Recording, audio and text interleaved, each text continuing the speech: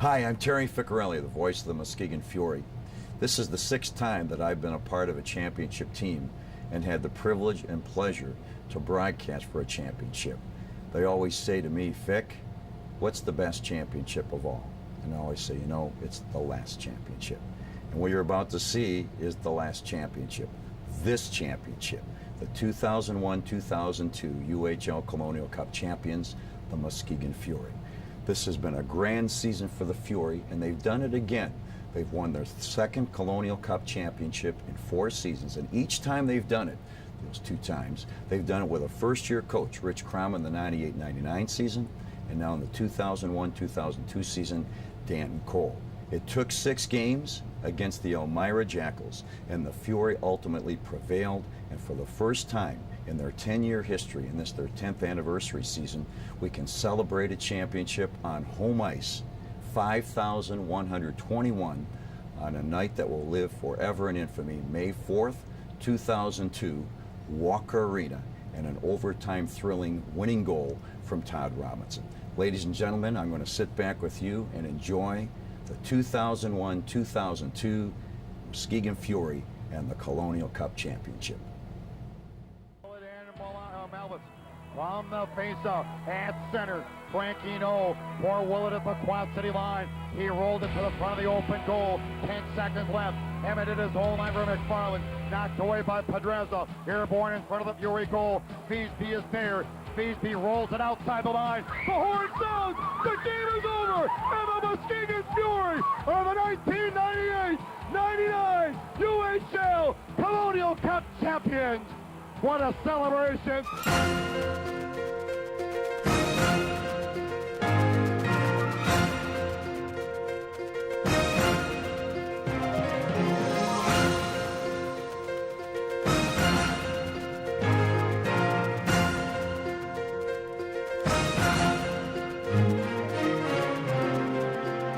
Each October, the 14 teams making up the United Hockey League begin a quest for the ultimate prize, the Colonial Cup, a prize the Muskegon Fury know all too well, having claimed it just 3 years earlier. The 2001-2002 Muskegon Fury began their bid for the Cup with the acquisition of new head coach Danton Cole, a former player and coach with the Grand Rapids Griffins. Team president Tony Lissman then signed a trio of newcomers who would prove pivotal in the success of the club. We've always been known for having defensive teams, and we always look at building a team from the goaltender out. The first was Todd Nelson, who had played with Muskegon in the early 90s as a member of the Lumberjacks. The 6'1", 200-pound, 12-year veteran from Rochester of the American Hockey League solidified an already rock-steady defense. But Lissman wasn't done. With the signing of 7-year veteran defenseman Derek Landmesser from Memphis and left-winger Brant Blacknett from Tupelo, and the re-signing of defenseman Mark Villeneuve, Scott Feasby, and all-star goaltender Sylvain Dague, the Fury were ready to make their mark on the newly expanded United Hockey League. Then on February 8th came news that the Fury had re-signed perennial fan favorite Robin Bouchard from the San Angelo Outlaws. With all the pieces in place, the postseason was in sight. The Fury wound up the regular season with a 48-22-4 record and a second-place finish in the Western Conference. And after defeating the Missouri River Otters 3-1 and winning a thrilling Game 7 against arch-rival Quad City, the Western Conference champions were ready for their date with destiny. Standing in their way were the powerful Elmira Jackals, who finished the season with a 45-21-8 record and cruised through their postseason with a 3-game sweep of New Haven and a 4-1 romp over BC. Adding further drama to the series was the fact that the Fury had lost to the Jackals in both regular season meetings, 2-1 and 3-0. But as every champion knows, when the postseason begins, all that means nothing. As the Fury prepared for a run in their second championship in a decade of hockey, the symptoms of cup fever were popping up everywhere. With Fury fans up in arms, it was time for Game 1. And as both teams took to the ice, questions still remained unanswered. Could the Fury sustain the emotion of their 7-game war with Quad City? And could Elmira turn on the intensity after cruising through the Eastern Finals? With less than 3 minutes gone in the opening period, Elmira's Randy Murphy gave the Fury their first of many power plays when he hog-tied center Dan Meir at center ice. It took only 11 seconds for the Muskegon Fury to capitalize. Robinson won it right from Landmaster. Back on the half waller, Todd Robinson. Right from Landmaster. Top of the circle, Robinson. Center for Landmaster. He scores! Derek Landmaster on the power play. Mo and away we go. 1-0 Fury. Fury fans were barely back in their seats when Elmira's Sean Legault was called for interference. And for the second time inside 3 minutes, the Fury made them pay for their indiscretion. Right point for Eric Landmaster. Landmaster, left circle, Doherty shoots, he scores! Weston Doherty on the power play! Good golly, Miss Mommy! 2-0 Fury! With a 2-0 lead, the Muskegon Fury turned the game over to their all-star goaltender, Sylvain Daigle.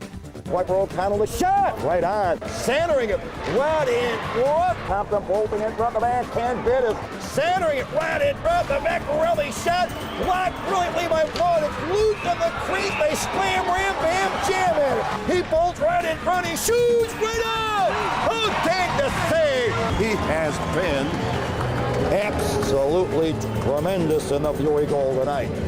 Daigle's quickness and an anticipating defense shut down the high-powered Jackal offense. And with time running out, Elmira pulled their goaltender, and Derek Landmaster put the game on ice. Go on the right side, will chip it to center. 35 seconds remaining. At center, O'Connell rolled it into the Fury zone. From the Fury right circle, Landmaster shoots, he scores! Derek Landmaster into the empty net, and the Fury lead it 3-0.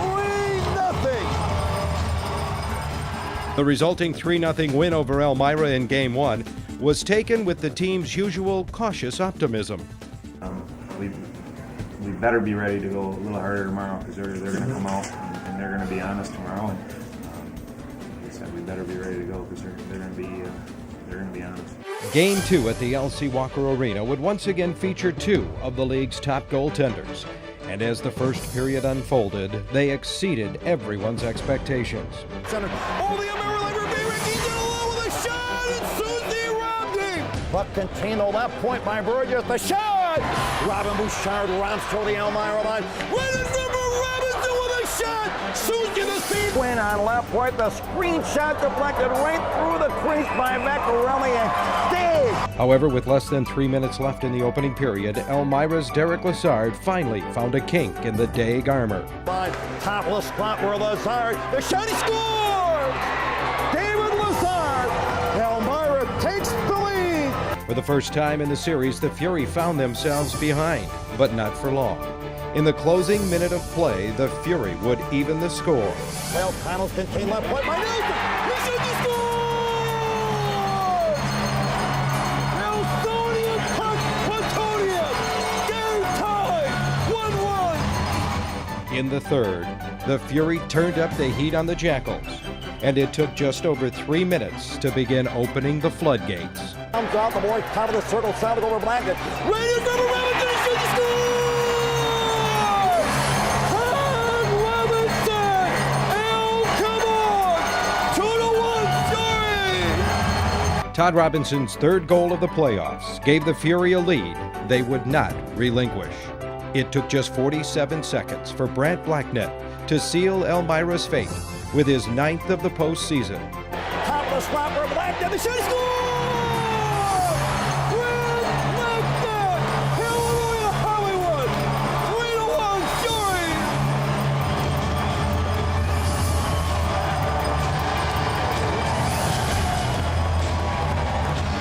And when Andrew Luciak made it 4-1 with a late empty netter, Over the Elmira line, right wing, Luciak, shooting, he scores! Andrew Luciak into the empty net! the Fury took a commanding 2-0 lead in the best-of-7 series. In the closing moments, the Fury put an exclamation mark on the game as Bruce Ramsey reminded John Murphy that it's not always easy to run with the big dogs. Ramsey with a right, Ramsey with a right, a jackhammer right, Ramsey with a sledgehammer right, a tomahawk right, another right.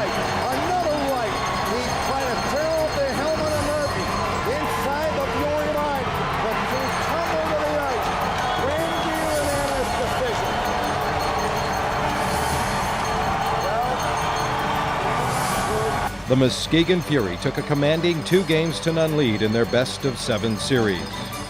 But no matter how frustrating the first 2 games might have been for the Elmira Jackals, there was some solace in the fact that they were going home.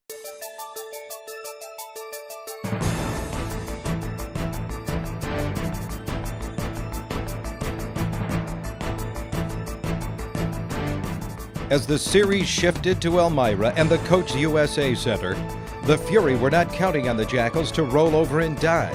Despite being up 2-0, they were playing the next 3 in a building that had not hosted a home loss throughout the playoffs. And as players readied themselves for Game 3, they knew the road to success was there. They just had to follow it. As the Fury took to the ice in Game 3, they wanted to accomplish 2 things: to play their game and not to be intimidated by the Jackals' home ice advantage. And as the game began, both teams were leaving their marks. Forward Mike Thompson brought the crowd to their feet with what seemed to be the game's first goal, but it was waved off due to a high stick. Gregory centering one. The Olsen shot to the doorstep. No goal. No goal. Pepler standing in with a stick raised above the shoulder by the Elmira player Mike Thompson. And the goal has been disallowed. The referee, Jim Orboy, did not vacillate nor hesitate. A puck between Airborne and McCrease. Muskegon had dodged a first-period bullet, but at 6:18 of the second, Elmira's Randy Murphy slipped another one past Sylvain Daig, and this time, it counted.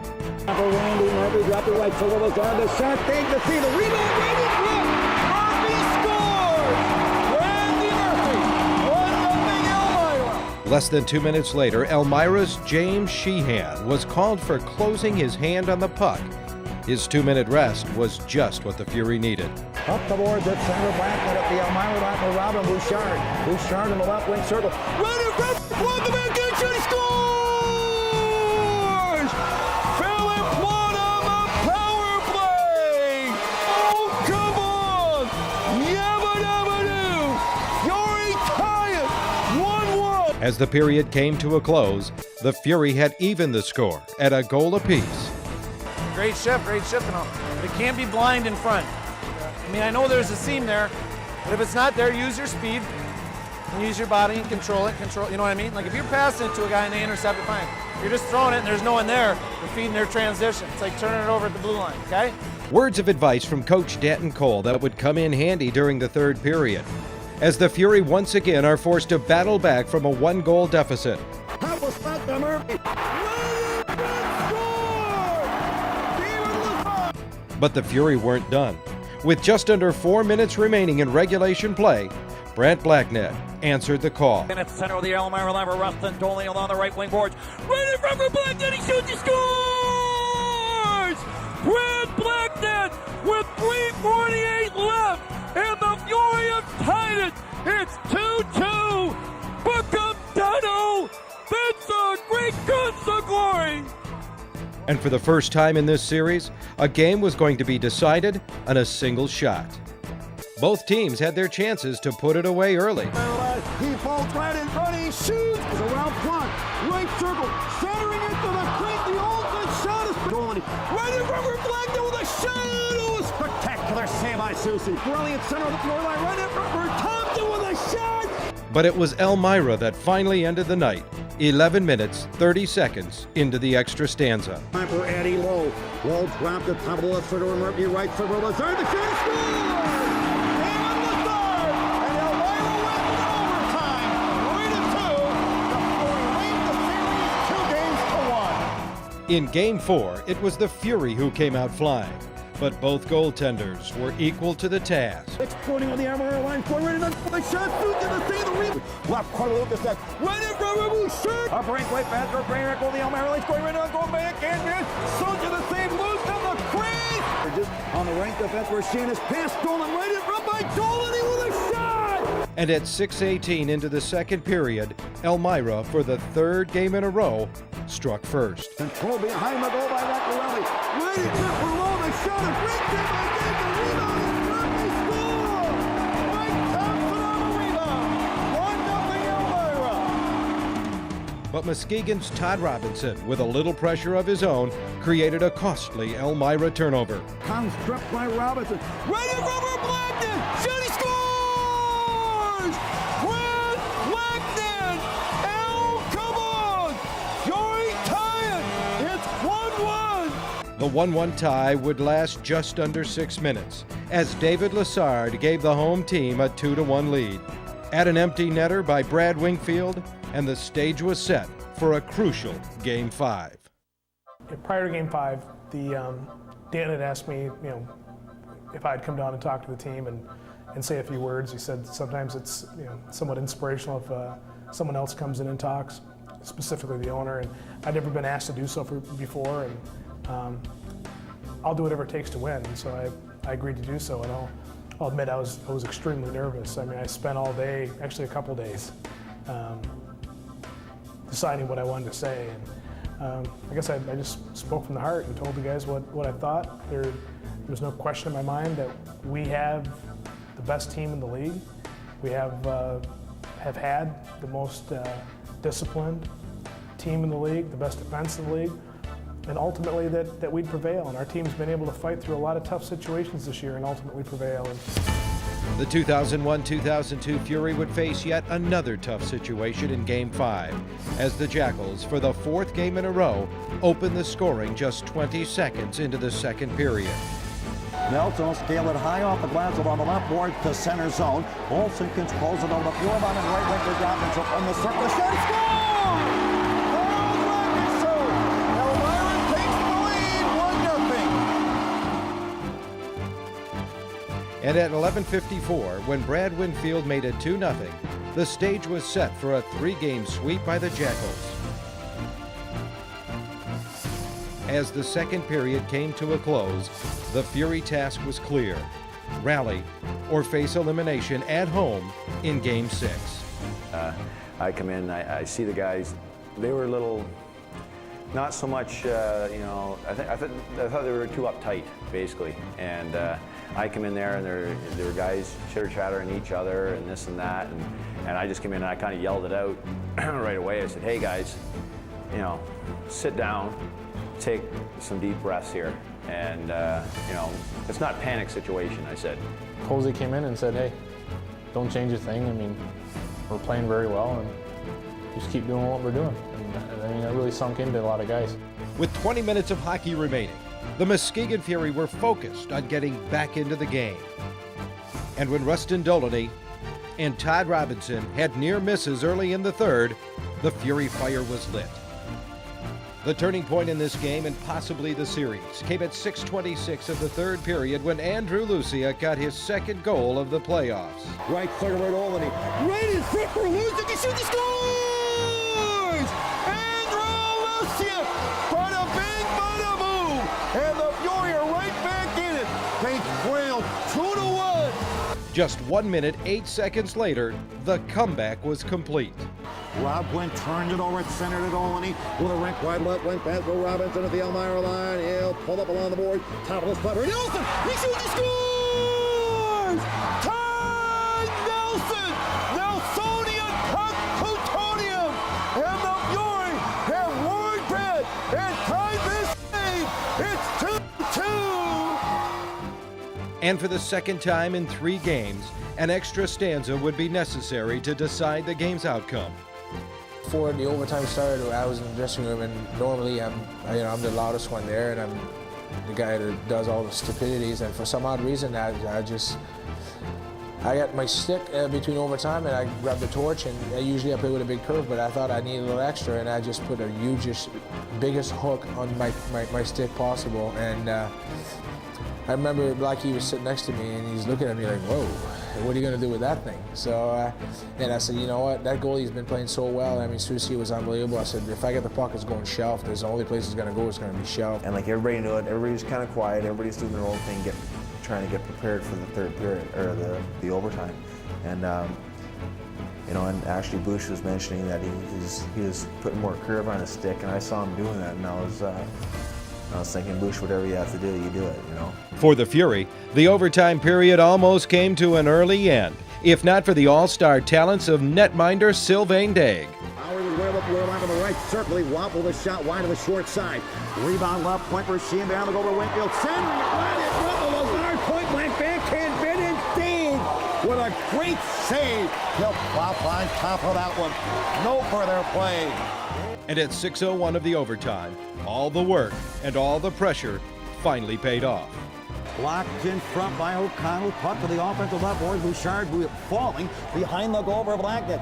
Left into the back of the net for Robinson. Right in front of Bouchard. He shoots. He scores!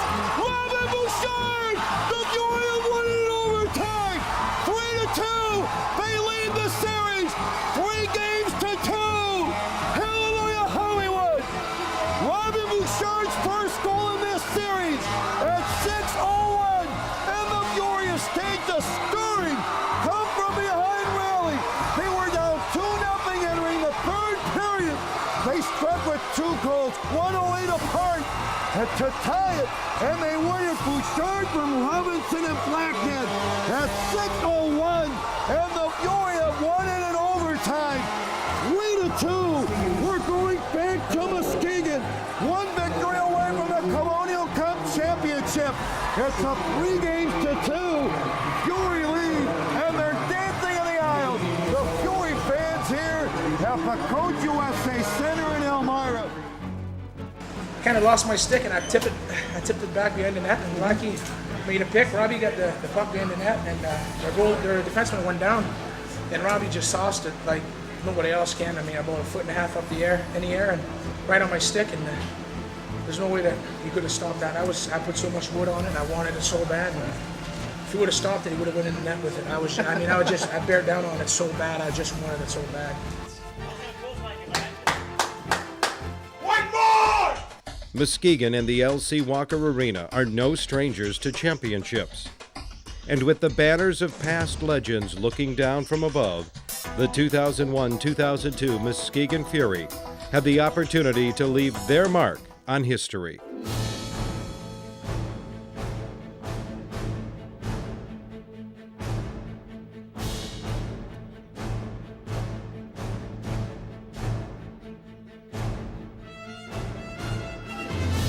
As Game 6 began, a sellout crowd at the LC Walker Arena sensed something special was in the air.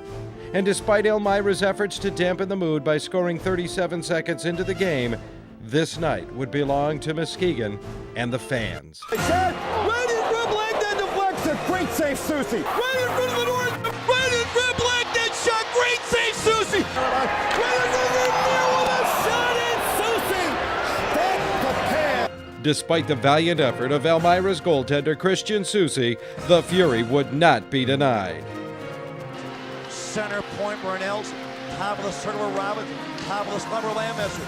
Right in Robert Bouchard. The shot, he scores! Robert Bouchard on the power play. Shot in a goal. Rock and roll.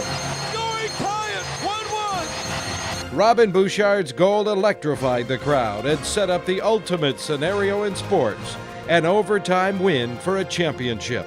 And when the third period ended deadlocked at 1, that was exactly what we'd have. Early in the overtime, Fury center Mike Bayrak made an effort to end the series once and for all. Nelson stepped around the sprawling checker Winfield. Right over Bayrak with a shot, and Susie robbed it. And deflects it all the glass in the crowd. No further play. Susie does it again. But as spectacular as he was at net, Christian Susie's luck was about to run out. Something you dream about when you're a little kid. I mean, you grow up and you play in your backyard, or in your driveway or whatever, and you dream about scoring the winning goal in the championship game, and it's everything that I ever thought it would be. It's the most amazing feeling. Up down by Winfield, but to the rescue Nelson. Todd Nelson with a Fury will fling it off the board to center. Robinson has a breakaway. Oh, the American he's in motion, scores! Todd Robinson, the Fury win the championship. The Fury win the championship. The Fury have won the Colonial Cup. Todd Robinson on a breakaway at 4:16. Let the celebration begin. Celebrate, jubilate. The Fury are going. It is Bedlam in Walker Arena. The Fury have spilled over the boards.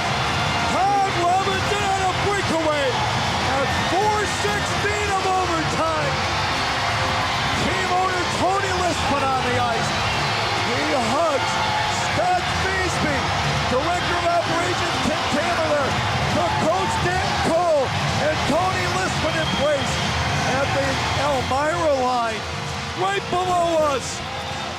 The celebration is on.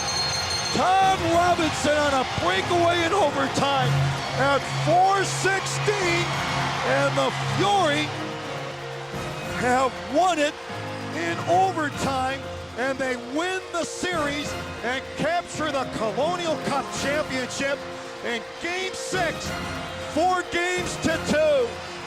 Hallelujah, Hollywood!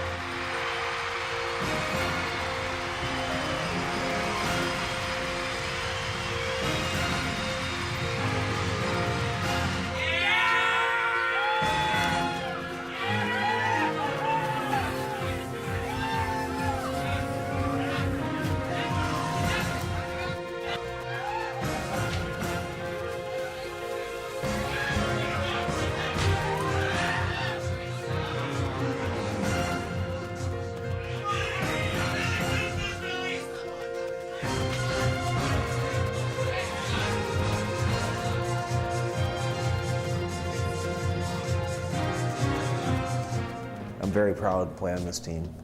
I'm proud of the guys. The guys that I played with, they're all quality people. And this is something that nobody can take away from them for the rest of their lives. You know, they won a Colonial Cup, and they're gonna have a ring in their hand. And it's something that they can take with them. And anytime you're a champion for life.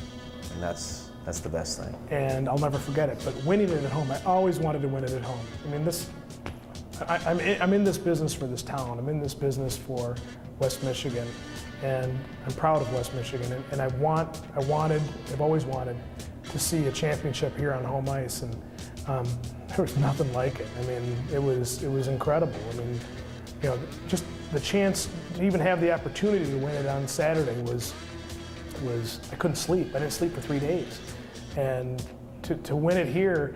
Unfortunately, it's all a blur right now, and I'm remembering bits and pieces, and I'm getting bits and pieces from people I talk to, but you know, I'm so proud of our town right now. It's incredible.